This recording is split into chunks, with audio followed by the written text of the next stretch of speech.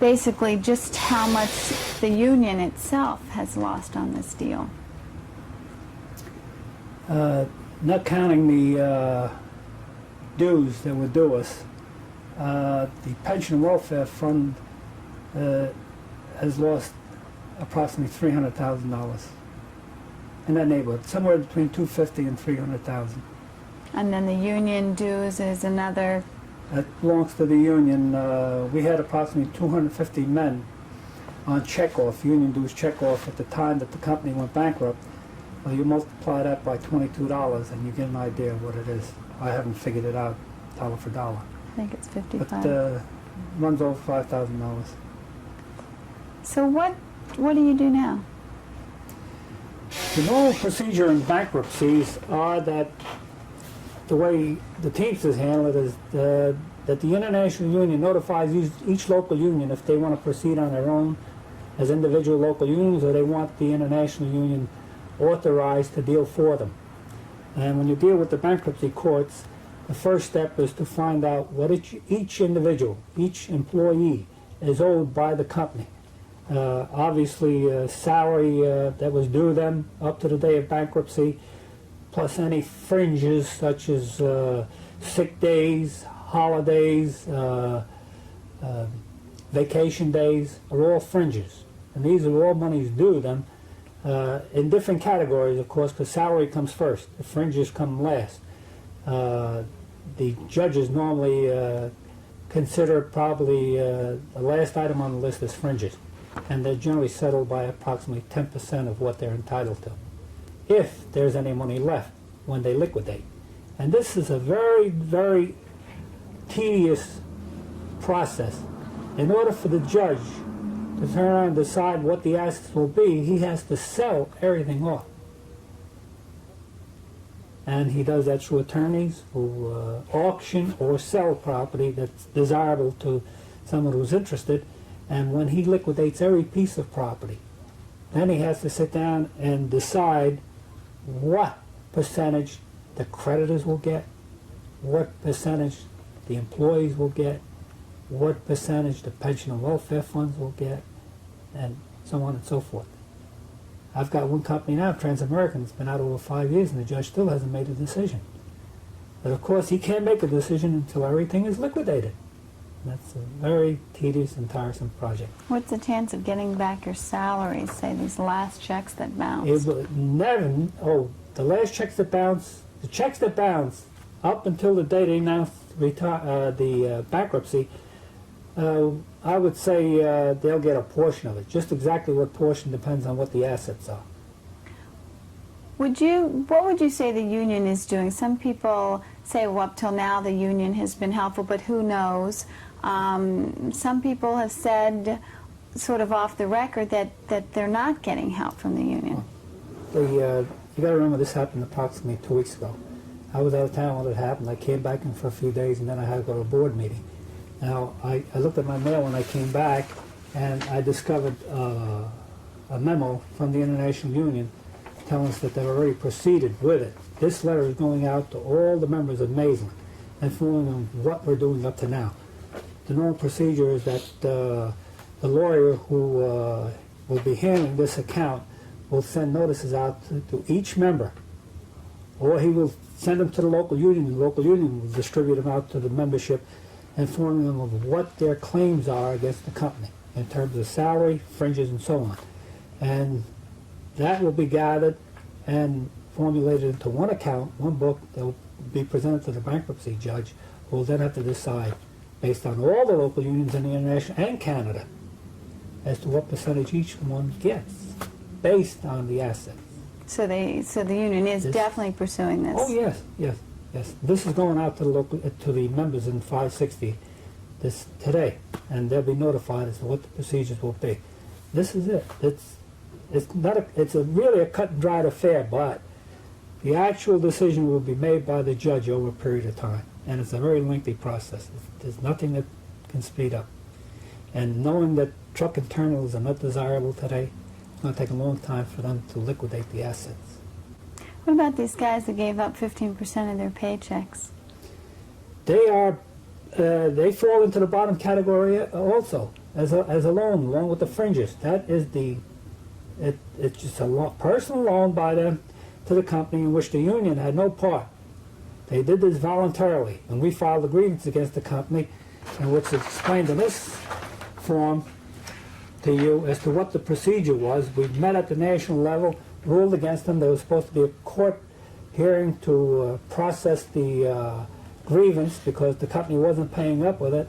And then at that court hearing in June, they decided to meet and try to work out a mutually acceptable arrangement to pay guys so much every month, in which their debt would be finished. But they never made one payment before they went bankrupt. And you had a feeling for quite some time that this company, Maislin's, was not going to stand up so long, but you had a hard time with your members trying to convince them of that? Unfortunately, that's true. A lot of people resented the fact that I said that Maislin was in trouble. And Maislin has been in trouble for a while with the purchase of Gateway Transportation, which was a company I thought they should have never bought, and I so stated to the company. But this was the start of their troubles. They had a very profitable company going up to that period of time. And from that point on, they were going downhill. And when they decided to borrow $34 million with the Canadian government backing of the loan to the banks, this to me was the death knell of Maislin. Because if they couldn't make a profit without paying interest on $17 million, which they finally got $17 million, they couldn't make a profit on that basis. How were they going to pay the interest on the $17 million and still survive? I couldn't see it. I could not see it. Is this a typical situation where you've got, you know, as you say, the deregulation has hurt the trucking industry so badly that you've got these companies dropping like flies almost across the nation, and then you've got the employees who are in your membership, but it's almost as if there's almost a battle there too. It's not a battle. It's just a question of trying to educate your members as to what the problems are. This has not just started. It didn't start with deregulation because this procedure has been, I would say, in the last 25 years, there's been trucking companies going out of business. Those companies that were well managed, well operated, survived. Those that didn't went by the wayside because as we gradually increased the rates to where we are today, some companies couldn't compete. So they went out of business or they merged, one thing or the other. But we could see this coming 25 years ago. And we told our members that eventually there will only be 200 trucking companies in the industry. We did not foresee deregulation. That was something that was politically thrown upon it. And that made it The worse. Teamsters, over a period of time, as you well know, have had a lot of strength. And there was quite a few politicians who tried to destroy that strength. And in my opinion, it was the Carter administration that finally put it together.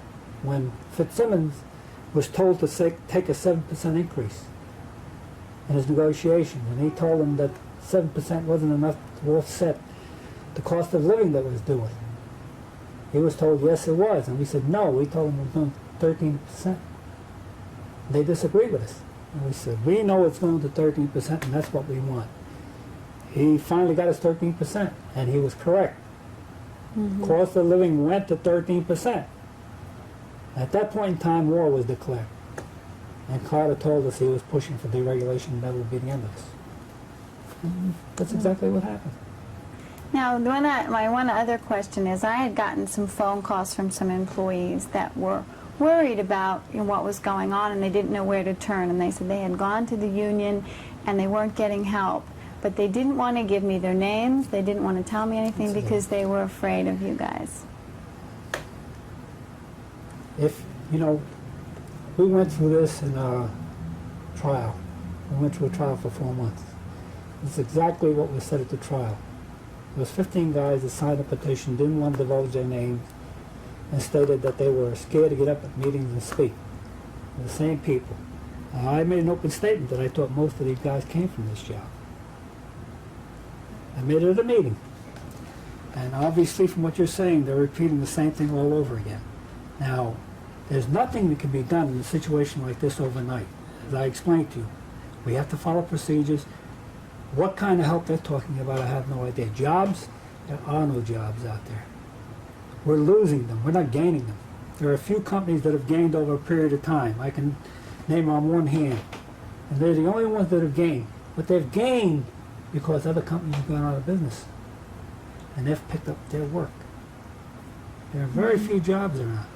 Now, if anything develops, and they're, they will be voting on a new rider, they'll have that opportunity. If they want to go along with it, it would mean lesser wages for them. They're not considered red circle employees because their company's now out of business. Mm-hmm. Do these people have any real reason to be afraid, though? To be afraid to speak out? What do you think? What do you think? No, absolutely none. This member come up to me and squawk like hell at the meeting. Although he created another situation involved something else, but absolutely none. I keep telling my people at the meeting, guys, please get up and say, and I'll guarantee them their safety. Because there is nothing to be afraid of. We want to hear and know what they're thinking. How does a local union run without the thoughts of their membership? Does it have to be just our thoughts alone? We have to know, but this is a claim. These individuals you're talking to are all part of a group called PROD, Anti-Teamster Group. This is where they go. This is what they belong to. And we know. You don't think they're really your members? Oh yeah, they're our members. They have to be our members. But they also belong to this group called PROD. Some of them are just dissidents. They don't belong to any group. I wouldn't say, but the bulk of them are PROD members. Mm-hmm. I'm sure you've heard of the group. Mm-hmm. You don't think they're just people that are just read what they read in the newspapers about the Teamsters and are scared? It's very possible. I can't get into somebody's mind and really find out what their thoughts are. But that's not my fault. That's the fault of the media, who prints this stuff and doesn't really check with us to find out what's going on. They want to print it, go ahead. If they come to me, I've never been, leery of talking to the press. I don't like giving these interviews, but, and I told you that. But you're a very persistent press, so you got it. But they want to talk to me. My door's always been open, even to my members. Mm-hmm. Anybody can come in there without talking. They want to see me, I'll let them in and talk to them. I don't have to agree with them, but I'll talk to them. And you think maybe if they had come and talked to you, well, you weren't here, but then they would have known that something was going to happen. There has been the steward and the assistant steward here on several occasions. They were here yesterday, and I told them what the procedures were. They were here a week ago before I left for my board meeting, and I explained to them what the story was. There is nothing that can be done at this stage until they get their application, and inform the lawyer of what they're entitled to. There's nothing we can do. And it's a normal procedure. This is what always happens. It's a normal procedure, and we have to follow it. Okay. I don't particularly agree with the procedure, but when you look into it, there's no other way. When you think of the assets that have to be dissolved and liquidated in order for them to pay off all their creditors, you can understand what the problem is. Mm-hmm. They've got to sell it first. First, they can give it away. Sell if all they those want. trucks and all the trucks, the terminals. It's a lot. This is the duty of a bankruptcy judge. And I stated to you, I've got one now, it's still 5 years, and still no decision. And the lawyers are eating the assets up. Right. Because they're still there working, and the bills go in every week, or every month, however they handle it. Really? Okay, I don't want to make you stand on these lights too much longer. I mean, you can't, if they're not, in this industry of all industries. There is no, when they file Chapter 11, they can, under Chapter 11, continue to operate. And they have to set up a plan and present it to a judge. Say they're going to reorganize after a certain time. Right, that's Chapter Union employees of Maislin's, and they haven't been able to get any help, but they're afraid to talk to us. They're afraid to come out and say anything because they're afraid of the union. Do you think that their fears are justified? Well, let me say that is not surprising. We have never, when I was with the U.S. Attorney's Office, been able to encourage any member of the union to come forth and testify against 560. And this goes back years. Currently, as a result of work we had done before I left, there is a civil action to try to dislodge those elements from the control of the union And when I say those elements, I'm talking about the Provenzano elements and those who are clearly associated with the Provenzano elements.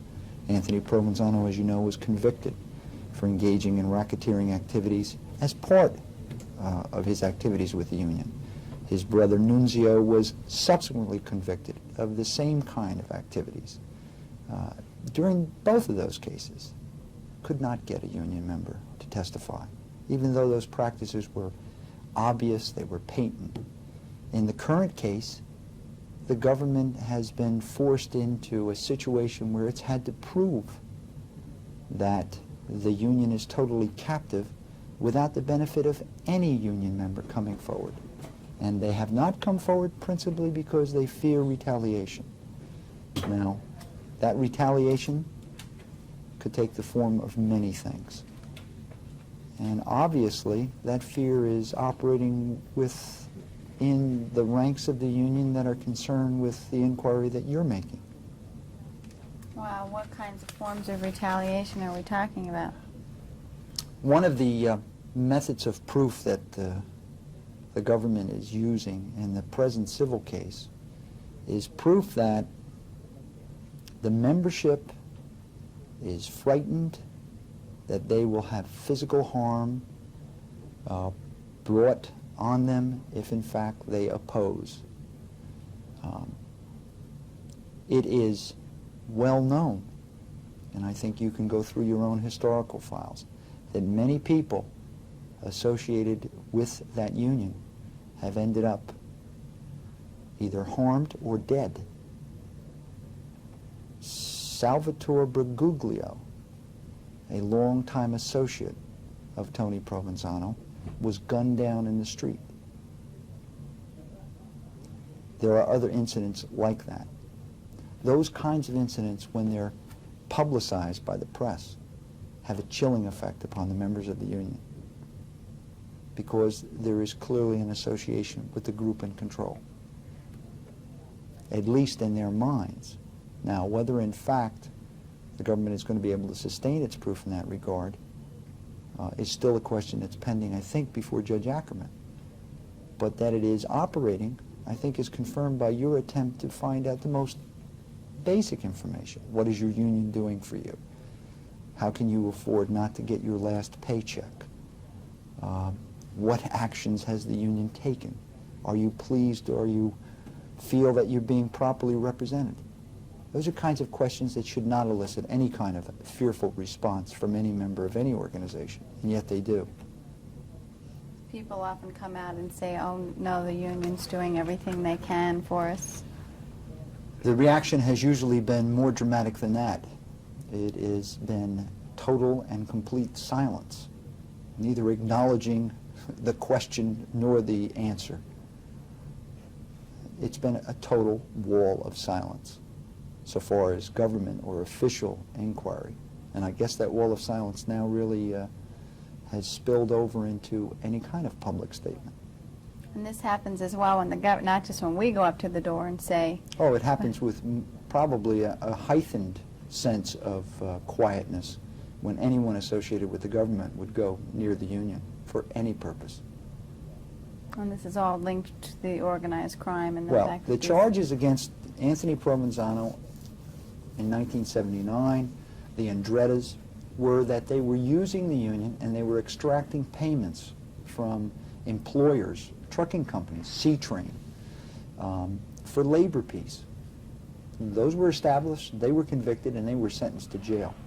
The charges against Nunzio Provenzano, Irving Kotlar, Salvatore Provenzano, Michael Sciarra in 1980 were the same thing, extracting payments from trucking companies for labor peace.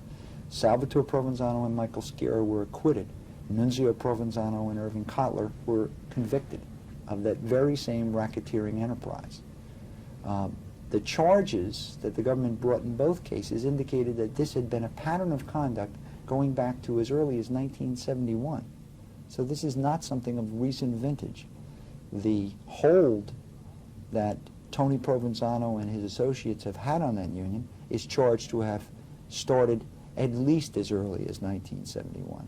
So you're talking about over a decade of captivity by which most of the membership has been inculcated in this code of silence. What, if everyone is so afraid of the union, how could a company like Maislin afford, so these people said that they took, money's taken out of their checks for union dues, but they're saying that the Maislin company took the money out for union dues and didn't pay the union. Granted, they're in Canada, but... Well, I think that kind of information is certainly the kind of information the government would like to have. If in fact that's true, then who got the money? Is this the kind of thing the government might be investigating? It's certainly the kind of thing that the government should investigate. But again, what people are telling you anonymously on the telephone will not suffice as evidence in a courtroom. The unfortunate thing about the system, fortunate, I think, in most other cases, is that there must be live testimony and evidence. You cannot prosecute or even pursue a civil case without witnesses and documents. And that's why this family, or whatever you want to call them, the union continues to survive and nothing happens to them at all. The available evidence dries up.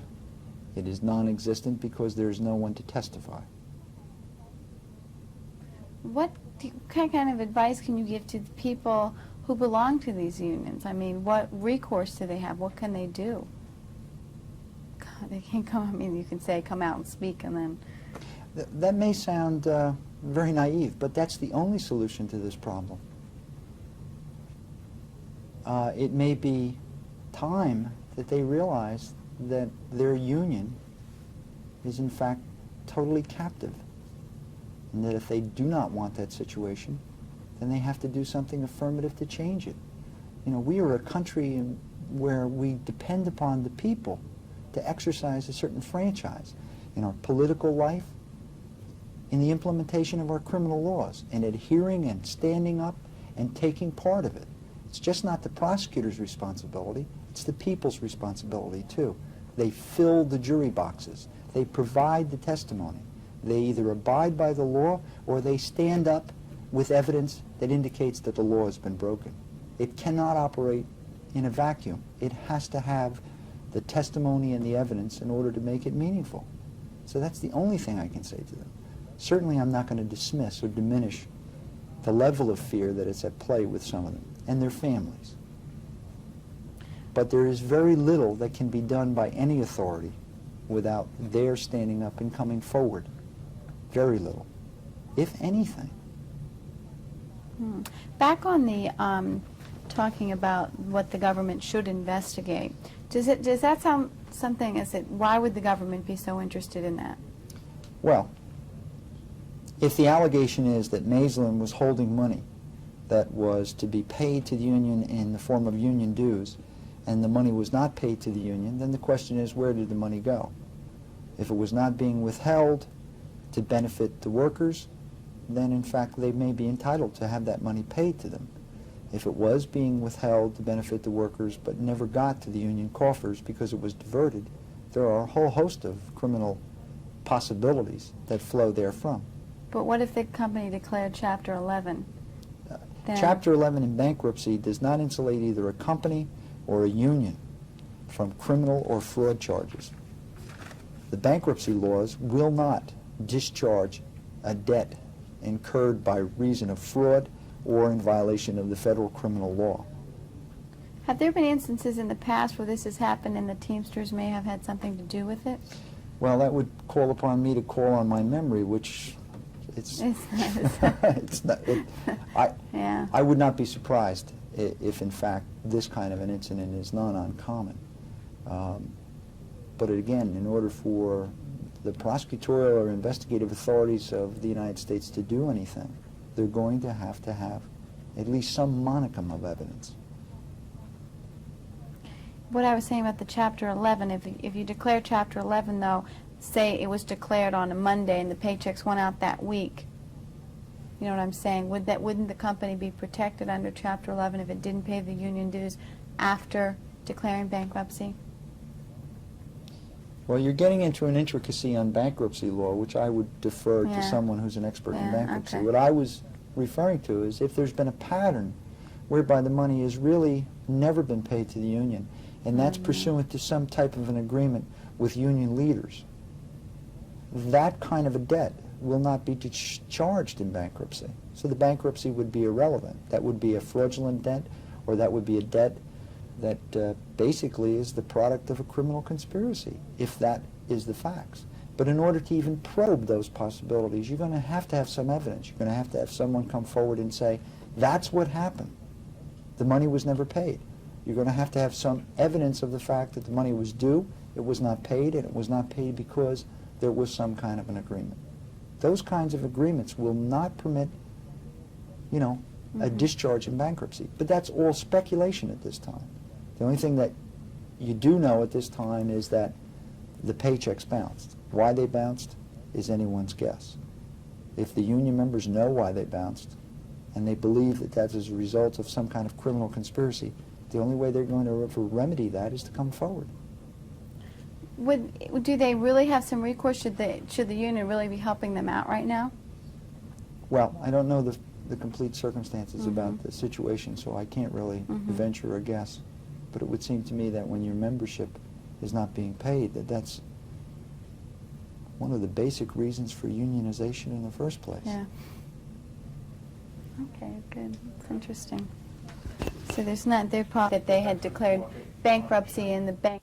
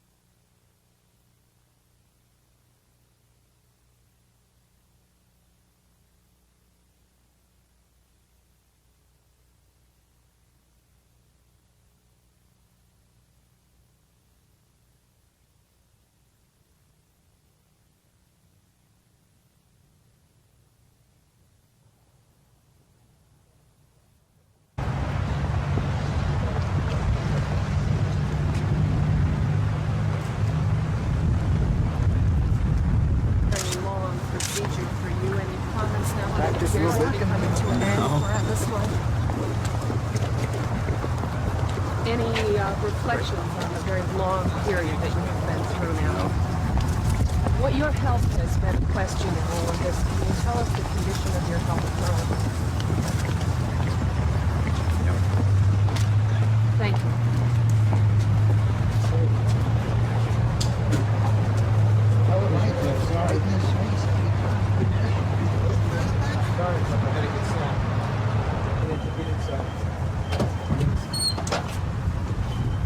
Gentlemen, do you have any comment on What this? is your reaction to the judge's? I have no comment, thank you.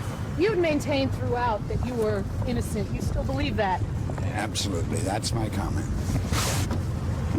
Mr. Resnick, you had asked for either parole